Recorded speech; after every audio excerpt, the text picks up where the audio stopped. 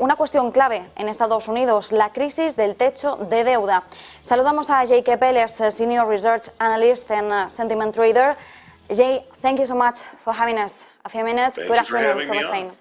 Good to be here. It's a pleasure always. Jay, Janet Yellen says we can't talk about a recession in the US with the current unemployment rate. What do you think about? Is there any indicator pointing a recession in the next months? What do you see? As a matter of fact, you know, in the U.S., it's kind of a bad news, good news thing. Right now, the Fed, there's an old adage, you don't fight the Fed. And every time the Fed, somebody from the Fed talks, it almost sounds like they want a recession to slow the economy down.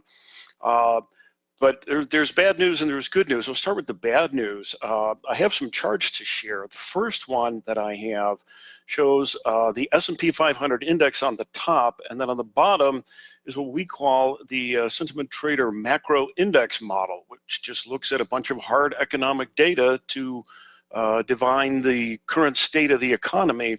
And if you look down at the far right, it's down to a low level, 0.7, which means it's a weak economy. And really the way to read this chart is to kind of to flip it on its head, and it's essentially implying a 73% probability of a recession in the next 12 months. So that, you know, that's something that weighs heavy on a lot of investors' minds, because obviously recession is no friend to stocks. However, to kind of flip to the good news, what people forget is that the stock market is a leading indicator of the economy and not the other way around. So the second chart that I have just shows price action, and in reality, in my opinion, one of the most important and one of the simplest things that investors should be doing right now is focusing on price action. So that chart shows 4 major indexes here in the US, and what you notice is that all 4 of them have moved recently back above the red line, which is the 200-day moving average. And that is basically the textbook definition of an uptrend. The bad news is, of course, there's no guarantee that's going to continue. But the point is, as long as these 4 indexes are above those long-term averages, I'm suggesting people give the bullish case the benefit of the doubt. And then just to carry on, as long as I'm on a roll, 2 more things that are kind of buttressing the bullish case from what I'm looking at.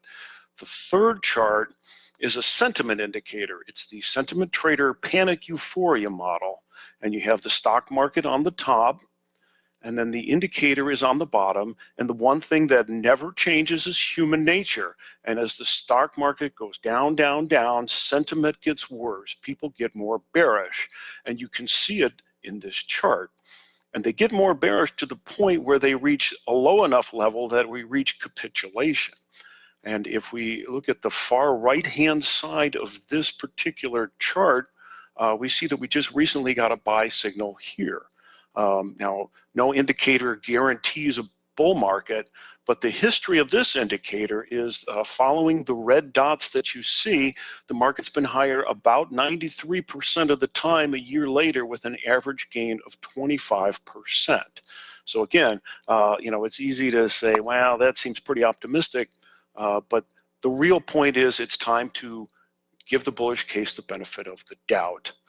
And then one more, just to pile on here, the fourth chart that I have shows a breadth indicator.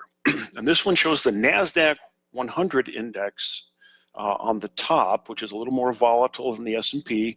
And then the green line is the 100-day average of the number of stocks making new highs each day divided by the number of stocks making new highs or new lows. So in a bear market, that number goes down, down, down. And finally, it turns around. And the way that we use it is not to try to pick a bottom, but rather to wait until it reaches a low level and then moves back higher.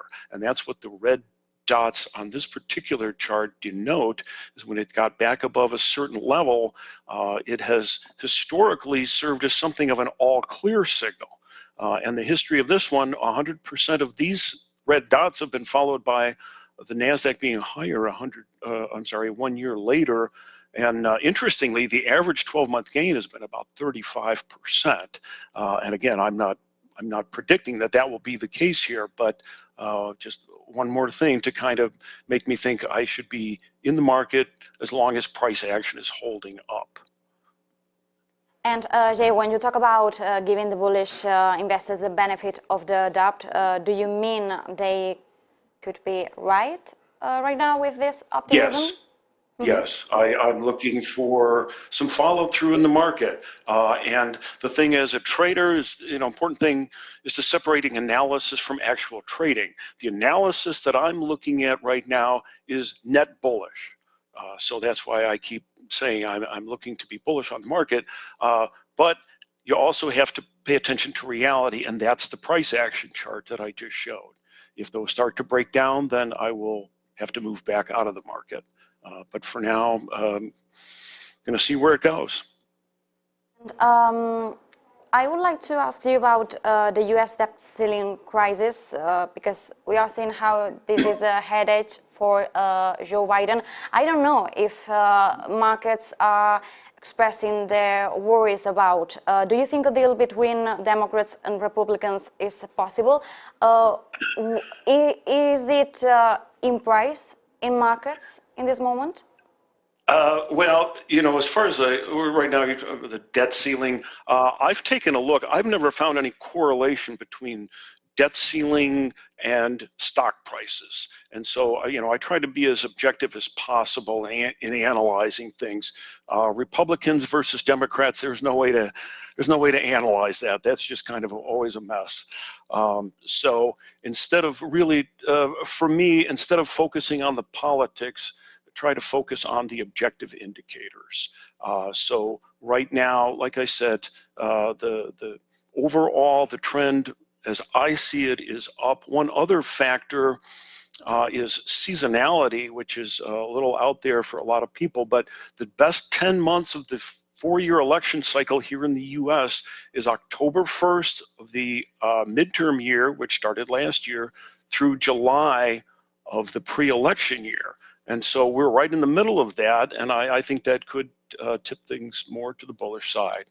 I'm hoping. That's so interesting. Jay Kaeppel, as always, thank you so much. It's been a pleasure. Thank you for having me on. Bien, muy interesante lo que nos estaba diciendo Jay Kaeppel en estos momentos.